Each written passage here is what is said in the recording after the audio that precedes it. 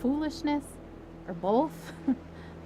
We waited for God to direct us specifically in prayer because all the directions we had initiated had not panned out. We prayed for no nausea because that's what we felt in our spirits we were supposed to pray, even though we'd prayed it countless times before while Joel continued to vomit. We saw one small miracle, and then another. We waited to pray specific things until we were given specific direction, and we saw bigger miracles. And yet, if you asked either of us if we were doing enough, trying hard enough, we would say no.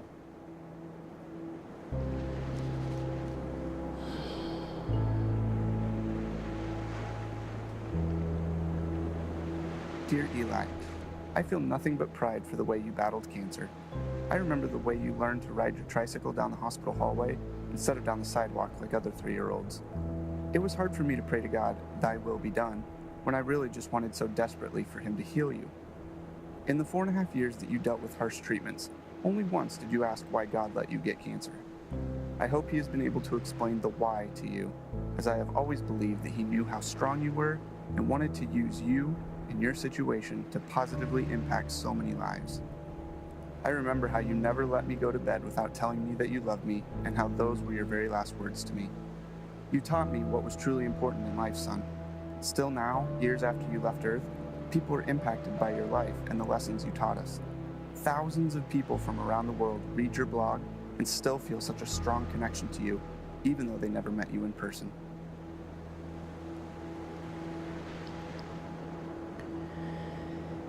Na, lass mich da wieder hinfliegen.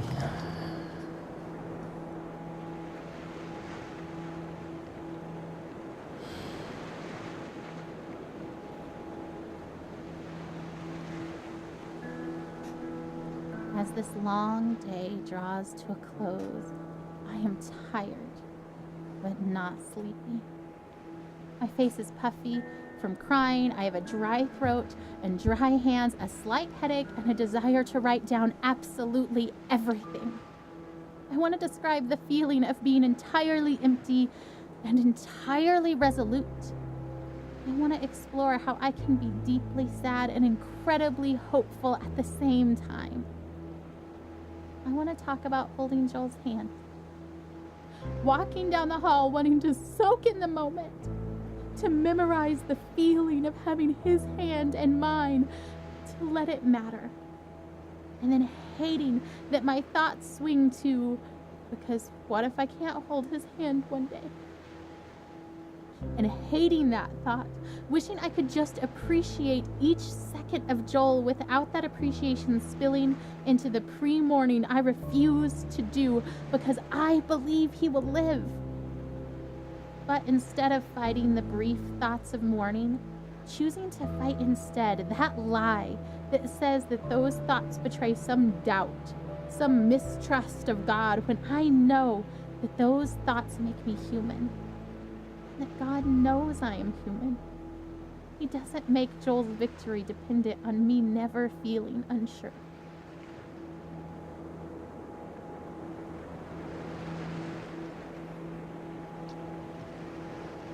I had been in this room with my father before, during the brief window where he wasn't dying but was instead getting better.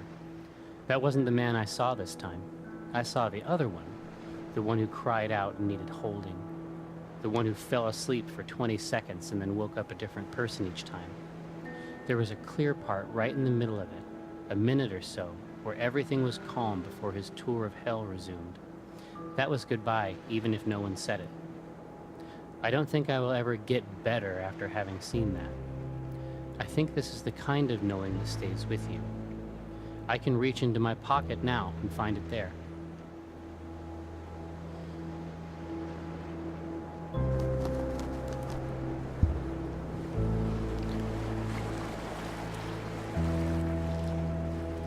I am at Seattle Children's Hospital, and nobody wants to be here. Even as an internationally recognized temple of healing, every inch of it is terror. Every cubic inch of every room that is not occupied by terrified children and terrified parents is filled to its capacity with a terror wholly unique to that family which no other person has any power to comprehend. There is art on the walls and rooms, which is designed to evoke a jungle of some kind, and I resent it. Every giraffe is my sworn enemy.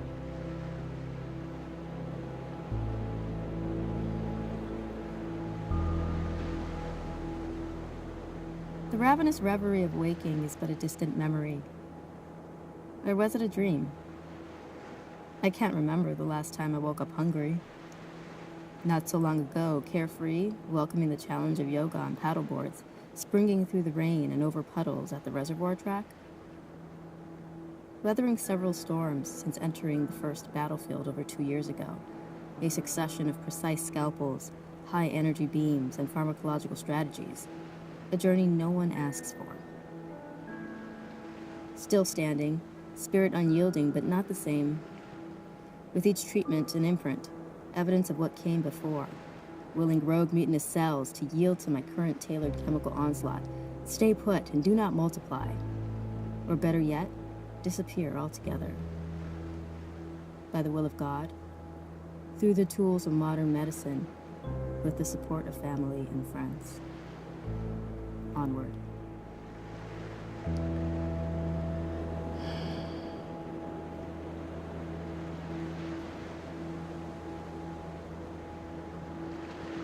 Ein Bild von einer Frau im Regen.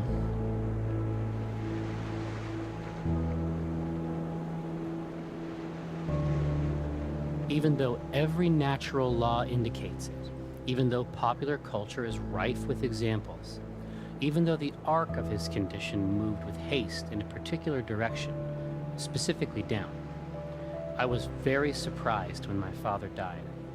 I was surprised that he could. It wasn't merely naivete. Those afflicted with his particular cancer number less than 100. It is the sort of cancer that excites a doctor. One of the things that is so exciting about this cancer is that it apparently didn't form the hard masses we use to find the disease.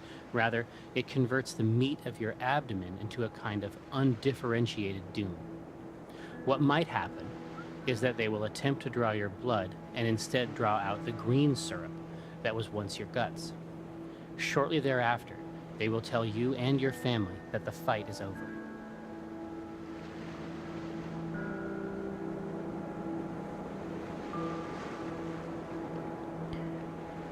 Von da kommen wir, aber ich kann da nochmal hin zurück. Bitte, um vielleicht dahin zu kommen.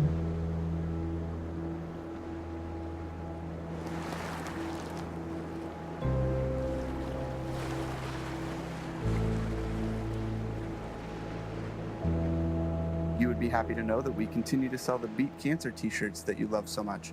We're still using them to raise awareness and funds for childhood cancer research and family and patient support programs. When you passed away, my greatest fear was that you would be forgotten. So many people still talk about you and how you changed their lives. That is such a precious gift to me as your father. Eli, you truly impacted more lives in your almost 8 years on Earth than many people do in a lifetime. I love you, buddy, and I can't wait to see you again. Love, Dad.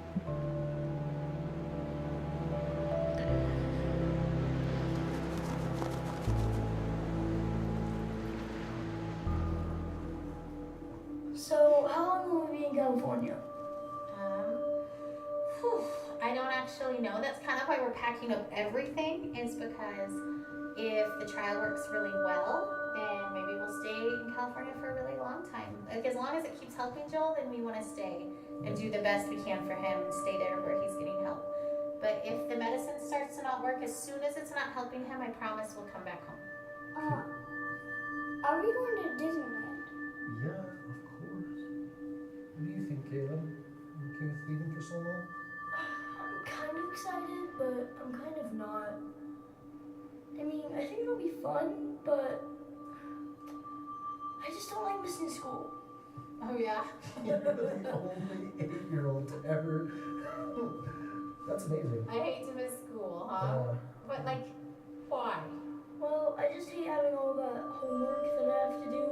Oh, you- you hate catching up from missing school. your teachers are going to send me homework, and we'll just try to do a little bit of it every day, so it won't be that bad, but there'll still be fun stuff we can How do. many kids get to go on an adventure to California in the middle of the school year? I'd say that's pretty cool. And we're going to be staying in the middle of San Francisco, near Golden Gate Park, and there's a museum, and there's a botanic garden, and there's the Golden Gate Bridge, and water, and a prison, and I promise not to leave you in the prison. Alcatraz. Hopefully we can get out of that. That'd be cool. Anyway, so we're gonna have lots of fun, and we're gonna spend lots of time as a family together, and lots of time with Joel too. You know? Yeah. It's kind of a sad trip, even though it's fun. Yay. Yeah, yay, and sad. It's kind of all of those things, huh? Is it all the things, Caleb? Yeah, I mean, it's hard to see Joel, you know, like needing so much help.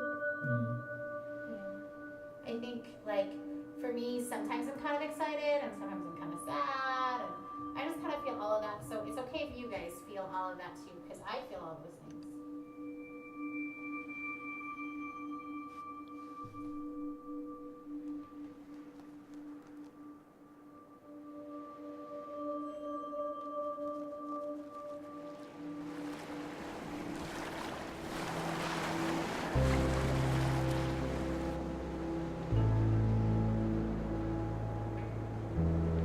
I won't let myself hold anything back this time. I would rather feel disappointed and let God heal my heart than to feel like I did not push myself as far as I possibly could in faith for my son.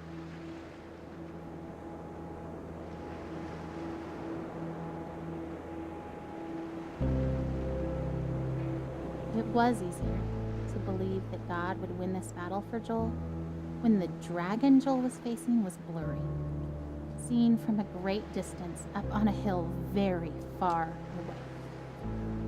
Now the dragon Joel is facing is close enough for us to begin to see every scale and scar. We can feel its breath. We were confident before because we weren't quite sure what we were facing, then our confidence was misplaced. When the dragon becomes more real, then our God must become even bigger, even more real to us. Our faith must grow to match our circumstances. We must not, no matter how tempting, try to shrink our circumstances to match our perception of God.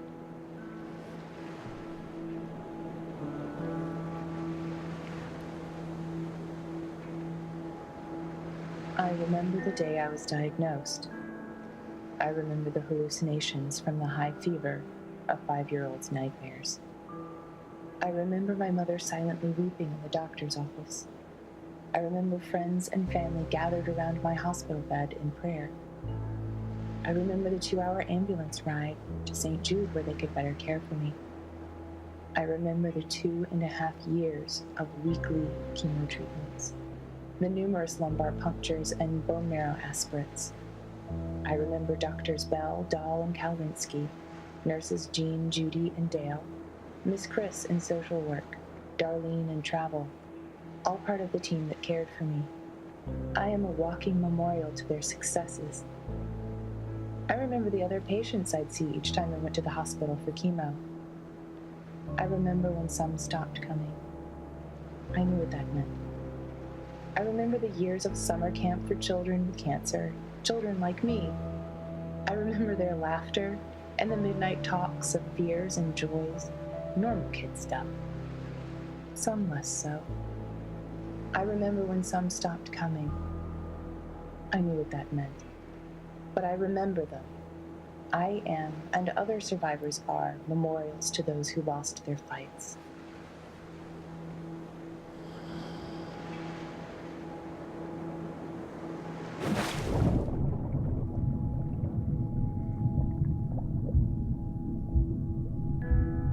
Oh, her expectation is so maddening sometimes. You know what she wrote on the eve of Joel's first surgery? The one back in January when we first found the tumor. I seriously feel like a kid on Christmas Eve.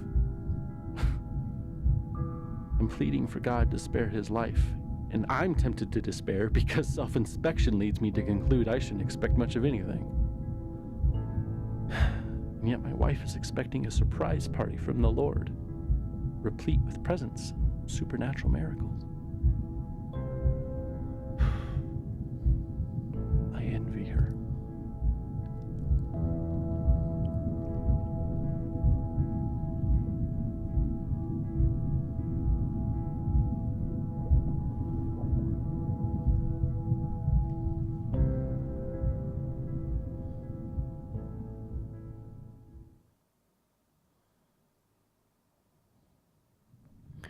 Joel, the baby knight.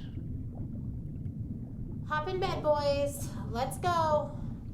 Boys, get in bed.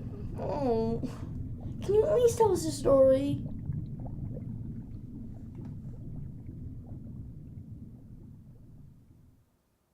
Der Dragon Cancer High Score. Okay. Sure. Okay. This is the story of a very brave knight named Joel. Joel the baby knight? Yes, Joel the baby knight. But he's also Joel the very brave knight. And he was being chased by a dragon named Cancer.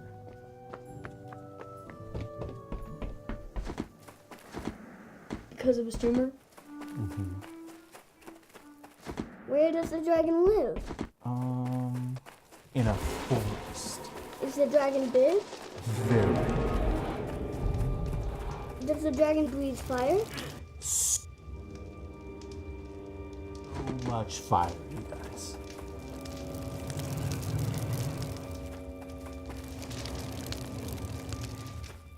So, Joel has armor, like a sword and a shield and stuff? Ooh, or maybe a spear? Yeah, that sounds good. So brave Sir Joel with his sword and his shield and his awesome spear and his super jumping ability was being chased by a dragon named Cancer. What other superpowers does he have? He also has grace. That's not a superpower. It's the best superpower. Do you guys know what grace means? Yeah, it's kind of like help. Yeah, it's kind of like help.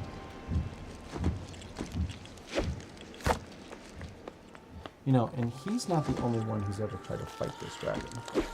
Some very brave knights have fought this dragon and lost. And some are able to drive the dragon off, and they can go home and they can quit fighting for a while. Kingdom is Joel's been fighting this dragon for a long time, huh?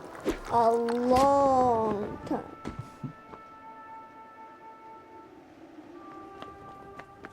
But Joel found a nice empty cave where he could rest. And it seemed like the dragon couldn't find him.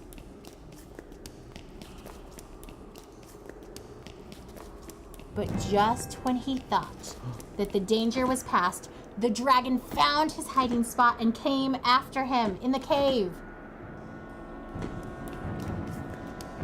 Well, that dragon's going to kill Joel. Joel's going to... Why do you say that? Because Joel is just a baby. Babies can't kill dragons. You're right.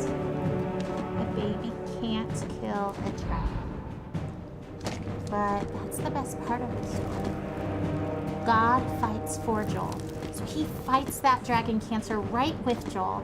And we know that God can win even if Joel can't. That's grace.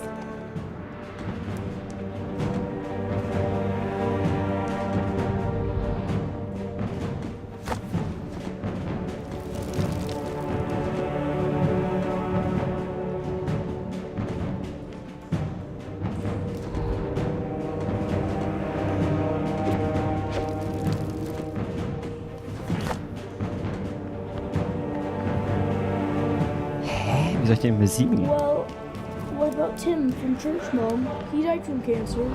Wasn't God fighting for him? Didn't he have grace? Of course, God fought for Tim too. Tim fought so well. And He was so brave, so strong. God let him rest. It may have seemed like the dragon won because Tim died. But we know that Tim's in heaven and that he's with God and that God is so proud of him.